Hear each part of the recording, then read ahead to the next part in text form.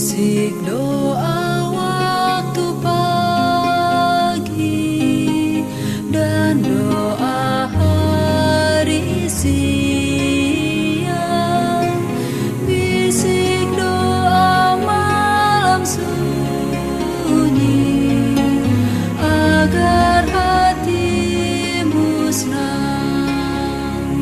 Salam sejahtera untuk kita semua, Shalom. Waktu yang indah ini mari kita siapkan hati dan pikiran kita akan merenungkan kebenaran firman Tuhan. Sebelumnya mari kita berdoa. Bapa di sorga, kami membutuhkan keadaan kuasa Roh Kudus-Mu. Kiranya dicurahkan di tengah-tengah kami saat ini, agar kami boleh memahami setiap firman yang akan kami baca dan renungkan. Di dalam nama Yesus, nama yang indah, kami selalu berdoa dan mengucap syukur. Amin. Judul renungan kita hari ini ialah Jalan kaki baik untuk jiwa. Ayat inti Mazmur 143 ayat yang ke-8. Perdengarkanlah kasih setiamu kepadaku pada waktu pagi, sebab kepadamu lah aku percaya. Beritahukanlah aku jalan yang harus kutempuh, sebab kepadamu lah kuangkat jiwaku.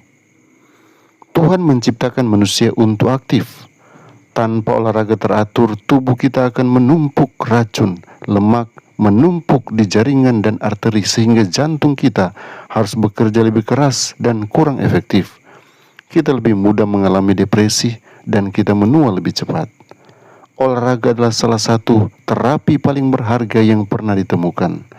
Seorang ilmuwan berkata bahwa jika sebuah perusahaan farmasi mengembangkan pil yang akan memberikan kepada kita apa yang bisa dihasilkan melalui berolahraga, mungkin itu dapat memenangkan hadiah Nobel dalam bidang obat-obatan dan menghasilkan keuntungan bagi pemegang sahamnya. Mengapa berolahraga? Beberapa orang bertanya, Alkitab tidak mengatakan kita harus melakukannya.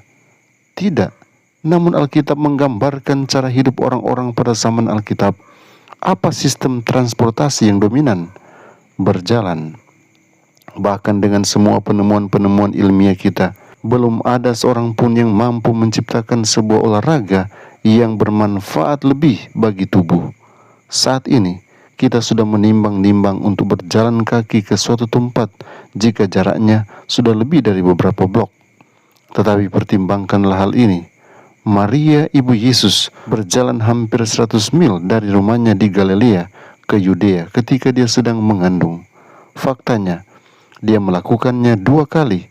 Sekali ketika mengunjungi Elizabeth dan sekali lagi ketika mengunjungi Bethlehem untuk sensus. Baru setelah saya mengunjungi Tanah Suci, saya mulai mendapat gambaran tentang berapa lama orang harus berjalan kaki untuk mencapai suatu tempat. Perjalanan dari Nazaret ke pantai Galilea, tempat Yesus sering menghabiskan waktu ketika dia melayani, dapat ditempuh selama 1 jam dengan menggunakan bus. Bahkan saya akan berpikir 2 kali untuk mendaki dari Laut Galilea sampai ke bukit terdekat, di mana kemungkinan besar Kristus memberikan khotbahnya di atas bukit. Saya bersyukur saya melakukan perjalanan dalam bus ber-AC. Saya tidak dapat membayangkan berjalan dari Yeriko ke Yerusalem. Ketika saya pergi ke sana, sepanjang jalan itu adalah jalan yang menanjak, kasar dan berkelok-kelok. Bus kami memerlukan lebih dari 1 jam. Sekarang saya menyadari mengapa Tuhan tidak perlu memberi instruksi kepada umatnya pada waktu itu untuk berolahraga. Mereka mendapatkannya secara alami.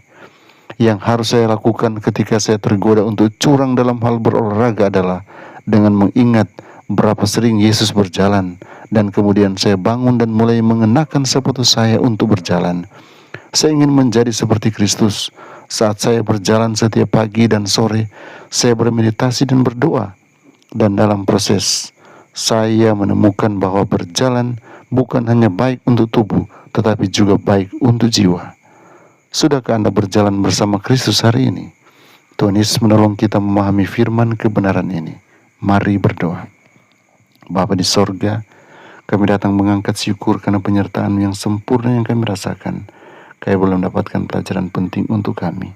Tolonglah kami agar kami boleh menggunakan waktu-waktu yang ada untuk berolahraga, melatih tubuh kami, bahkan jiwa kami, untuk tetap fokus mengandalkan Tuhan dalam perjalanan iman kami.